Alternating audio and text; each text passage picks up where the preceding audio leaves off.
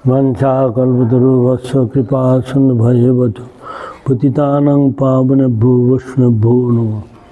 उद्धारण श्री गौड़मठ चुचुड़ा 12 आषाढ़ 1365 बंगाब्द इंग्रेजी 26/3/1949 साले आज ठाकुर भक्तिविनोद ठाकुर परम पवित्र शुभ तिरुभाव तिथि व बिरह तिथि। এই বিরহ তিথি উদযাপন উপলক্ষে আমরা প্রতি বছরে তার ভুবন পাবন জীবনচরিত কীর্তন করে থাকি। আপনারা সকলে এই মহাপুরুষের অতিমর্ত্য জীবনের কথা বহুবার বহু ক্ষেত্রে শ্রবণ করেছেন। একটা বিশেষ লক্ষণে যে প্রতি বছর এই বিরহ তিথি সমাগম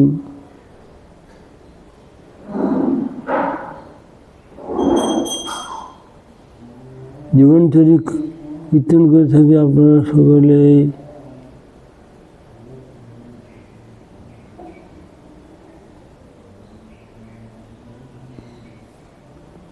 অতিমর্ত্য জীবনের কথা বহুবার বহু ক্ষেত্রে শ্রবণ করেছেন। একটা বিষয় লক্ষণে যে প্রতি বছর এই বিরতিথি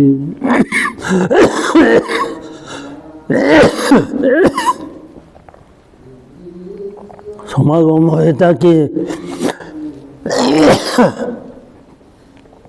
প্রতি বছরে বৈষ্ণবগণ অত্যন্ত আদরের সাথে তিথিকে মহামৎস্য পালন করে থাকেন। বিরহ জীব মাত্রই তো ব্যথিত করে,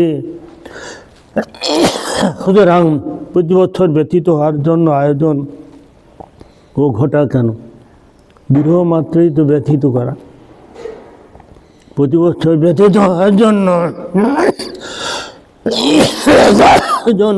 ঘটা কেন? হৃদয় বিদারক ঘটনা কার উৎসাহ থাকতে পারে না। অথচ বৈষ্ণবগণের পরিভাষা লক্ষ্য করলে আমরা দেখতে পাই বিরহ একটা উৎসব বিশেষ। উৎসব শব্দের অর্থ আনন্দ, তাহলে লোকের হৃদয়ে ব্যথার উদ্বেগ করিয়ে আনন্দ লাভ করাই কি বিরহ মহোৎসবের উদ্দেশ্য? হৃদয়ে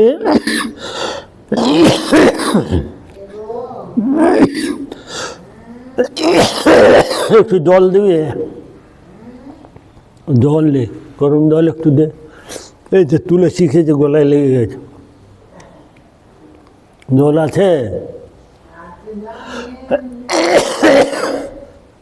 গরম জল দে রে, একটু গলায় লেগে গেছে রে। তুলসী খেলেই দেখি গলায় খসখস করে এই হয়।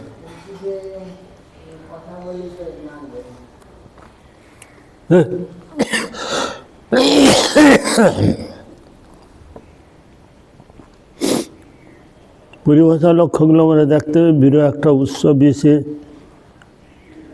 উৎসব কথার অর্থ হচ্ছে আনন্দ, তাহলে লোকের হৃদয় ব্যথার উদ্বেগ করে আনন্দ লাভ করে কি বিরহ উৎসবের উদ্দেশ্য? তা নয়। অথচ বিরহ ব্যাপার আনন্দদায়ক বলেই বৈষ্ণবগণ বিরহ উৎসব পালন করে থাকেন। বিরহ উৎসব উদ্দেশ্য হচ্ছে বিরহ ব্যাপার আনন্দদায়ক বলেই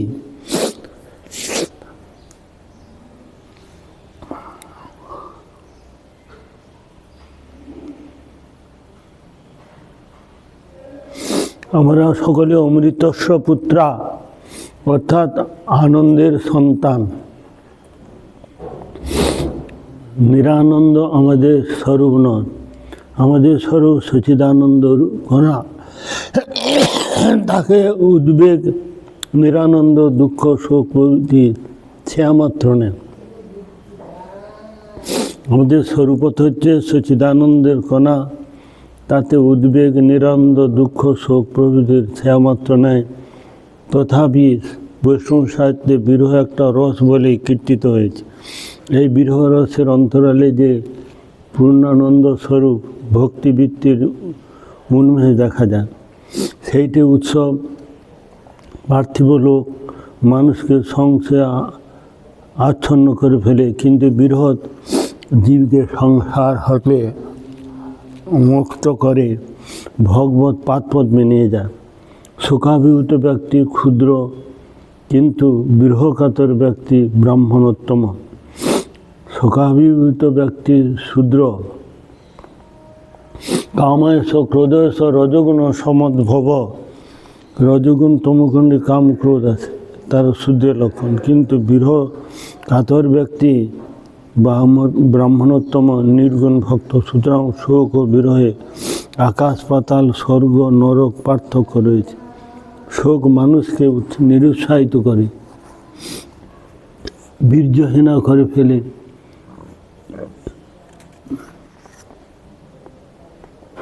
শোক মানুষকে নিরুৎসাহিত করে, বীর্য করে ফেলে। কিন্তু বিরহ ভক্তগণকে প্রচুর পরিমাণেতে সেবার উৎসাহ উজ্জীবিত করে। ভক্তগণকে প্রচুর পরিমাণে সেবার উৎসাহে উজ্জীবিত করে, সঞ্জীবিত করে।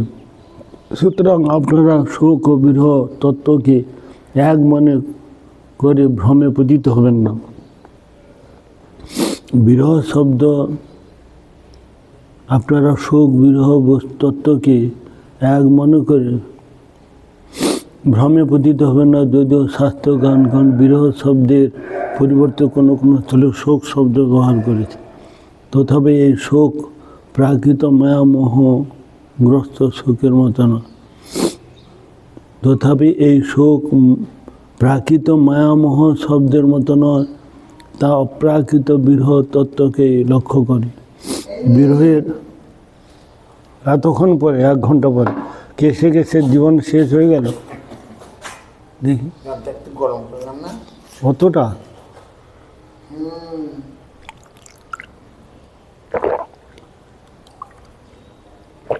কতবার যে পেচ্ছাপ করতে হবে, ঠিক আছে।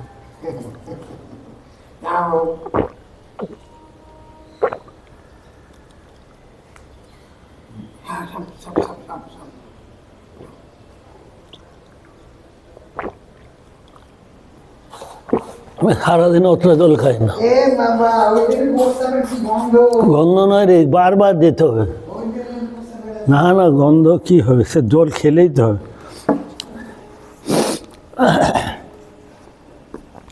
হরে কৃষ্ণ।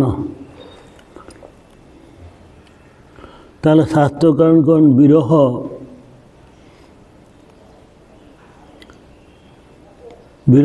ভগবত ভক্তির প্রচুর পরিমাণে সেবার উৎসে সঞ্জীবিত করে। সুতরাং আপনারা শোক ও বিরহ তত্ত্বকে এক মনে করে ভ্রমে প্রবর্তিত হবেন না। কত সারা দিনে? ওরে বাবারে। যদিও শাস্ত্রগণ বিরহ শব্দের পরিবর্তে কোনো স্থলে শোক শব্দ ব্যবহার করে, তথাপি এই শোক প্রাকৃত মোহগ্রস্ত লোকের মতন, তা অপ্রাকৃত বিরহ তত্ত্বকে লক্ষ্য করে। বিরহের অন্তঃস্থলে যে অব্যক্ত নিরানন্দের উচ্ছ্বাসে বর্তমান থাকে, তা আভাস আমরা প্রাকৃত জগতে কিছু ক্ষেত্রে যারা কাব্যরসের রসিক তাদের মধ্যে লক্ষ্য করে থাকি। উদাহরণস্বরূপ আপনাদের কাছে আমি নিবেদন করতে চাই, যেমন ব্যবসায়ী কীর্তনেরা যখন সলিলিত কণ্ঠে রামলীলার করুণ কাহিনী কীর্তন করেন, তখন আপনারা তা শ্রবণ করে মুগ্ধ হয়ে পড়েন। তাদের এমন কীর্তন চাতুর্য যে তাতে প্রচুর করুণ রসের উদ্বেগ হয়। ফলে তখন আপনাদের হৃদয় বিগলিত হয়ে যায়, দর ধারায় অশ্রু বিগলিত হতে থাকে। আবার আপনারা ওই প্রকার কীর্তন শুনবার পর সকলকে আদরে আমন্ত্রণ করে থাকেন। কি ব্যাপার? কারণ অনুসন্ধান করলে আপনারাই বেশ হৃদয়ঙ্গম করতে পারবেন যে করুণ রস দুঃখদায়ক বটে, কিন্তু তার অন্তরালে এমন অব্যক্ত আনন্দ আছে যে তার জন্য আপনারা সবসময় লালায়িত। শুধু তাই নয়, নিজেদের বন্ধু বান্ধবকেও সেই আনন্দে অংশগ্রহণ করাতে আপনারা আহ্বান করে থাকেন। তার হৃদয় ব্যথিত করে উদ্বেগ সৃষ্টি করা নিশ্চয় আপনাদের উদ্দেশ্য নয়। সুতরাং বৈশ্যগণের বিরহ উৎসব করার প্রকৃত তাৎপর্য কী তা এই উপমার সাথে তুলনা করলে কিছু অনুধাবন করতে পারবেন। বিরহ উদ্বেগদায়ক, তথাপি আমরা প্রতি বৎসর বিরহের আলোচনা করে আনন্দ অনুভব করি এবং আপনাদেরকে সেই আনন্দের অংশভাগী হতে আহ্বান করে থাকি।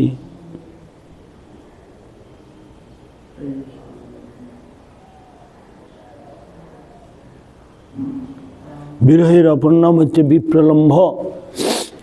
মহাপ্রভু বিপ্লম্ব রসে নিজ আদর্শের দ্বারা সর্বশ্রেষ্ঠ বলে প্রচার করেছে। তার উদ্দেশ্য নিশ্চয়ই সমস্ত জীবকে অনর্থ মুক্ত দশায় দুঃখ সাগরে নিযুক্ত করা নয়। তাহলে চৈতন্য উদ্দেশ্য নিশ্চয়ই সমস্ত জীবকে অনর্থ মুক্ত দশায় দুঃখ সাগর মুক্ত দশায় দুঃখ সাগরে নিয়োজিত করানো। একদিকে যেমন পরম মুক্তগণের হৃদগত বৃত্তি হল বিপ্লম্ব রস, তেমনি অন্যদিকে বদ্ধজীবের পক্ষে বিরহ উৎসবের অনুষ্ঠানও অত্যন্ত আনন্দদায়ক। তাতে জীবের অনর্থ হইতে মুক্তি লাভ হয়। সুতরাং সিদ্ধাবস্থা ও সাধন অবস্থা কোনো অবস্থাতেই বিরহগত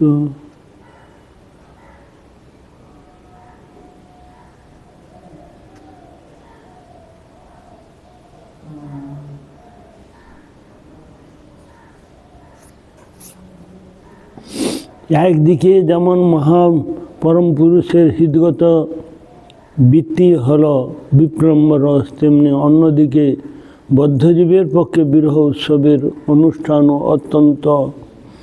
অত্যন্ত মঙ্গলজনক। তাতে জীবের অনর্থ হতে মুক্তি লাভ হয়। সুতরাং সিদ্ধাবস্থা ও সাধন অবস্থা কোনো অবস্থাতে বিরহগত বৃত্তির তারতম্য তুলনিত হয় না।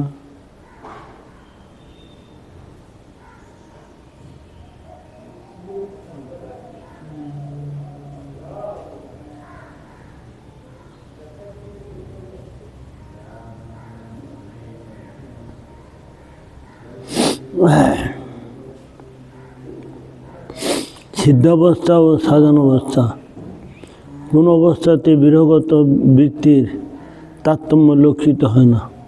উপায় এবং উপেয় একই তাৎপর্যপর এবং একই তাৎপর্য পর্যায়ভুক্ত হওয়া প্রয়োজন।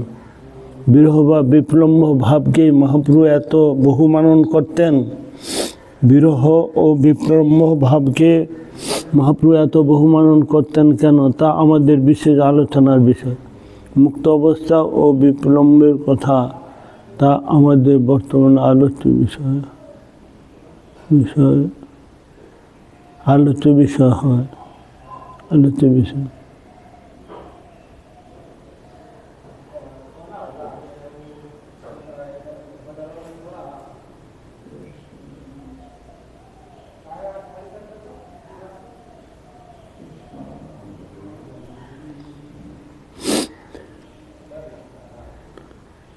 মুক্ত অবস্থা ও বিপ্লম্বের কথা তা আমাদের বর্তমান আলোচ্য বিষয় না।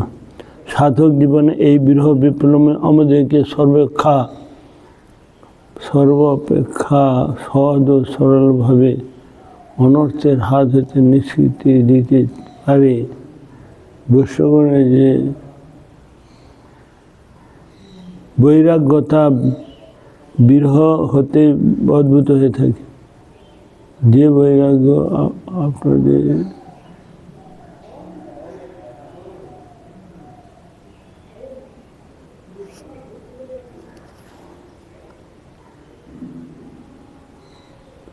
বৈশ্যগণের যে বৈরাগ্য সে বিরহ হতে উদ্ভূত হয়ে থাকে, যে বৈরাগ্য আমাদের ভোগের বাধা সৃষ্টি করবার জন্য হয়, যে বৈরাগ্য আমাদের ভোগের প্রসাদ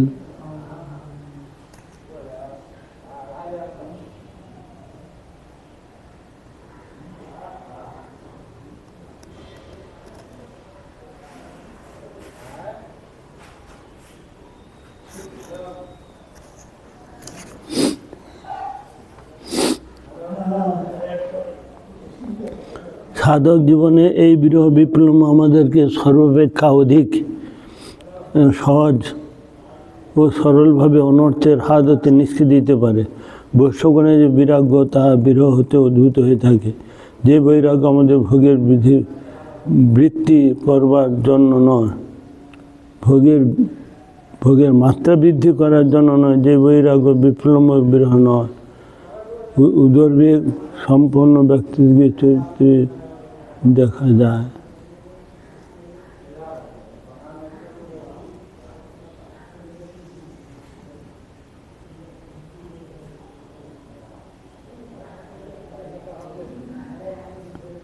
যে বৈরাগ্য আমাদের ভোগের মাত্রা বৃদ্ধি করবার জন্য, সে বৈরাগ্য বিপ্লব বিরহ নয়,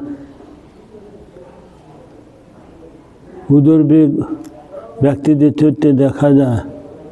তারা অধিক ভোজনের সামর্থ্য লাভ,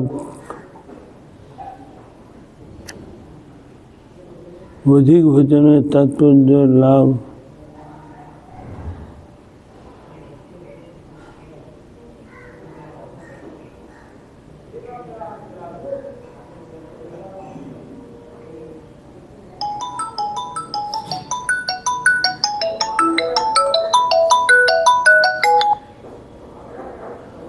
হরে কৃষ্ণ। হ্যাঁ হ্যাঁ, ধন্যবাদ, প্রণাম। কেমন আছেন? এই ঠান্ডাতে আর কি ভালো, গলা টলা ধরে যাচ্ছে। আপনি এখন কোথায়? বাগবাজারে? বাগবাজার কেন, এই তো এতে কলকাতা বিনোদ। হ্যাঁ হ্যাঁ হ্যাঁ। আচ্ছা, আপনার শরীর টরীর কেমন, চিনতে পারছেন? না, ওই যে ধন্যবাদ, ধন্যবাদ, প্রণাম। ছায়াজি ছোট ছেলে, সুবুল ব্রহ্মচারী। আচ্ছা আচ্ছা আচ্ছা, কেমন আছেন? এই তো আপনাদের কৃপায়, গুরুদেবের কৃপায় চলে যাচ্ছে। আচ্ছা, অনেকদিন খবর টবর নেই, কেমন আছেন? মাঝখানে বোধহয় ছিলেন না না মঠে? না না, ছিলাম মাঝে মাঝে, একটু পাঠ কীর্তনে বা একটু মেদিনীপুর গিয়েছিলাম, 5 দিনের একটা অনুষ্ঠান ছিল।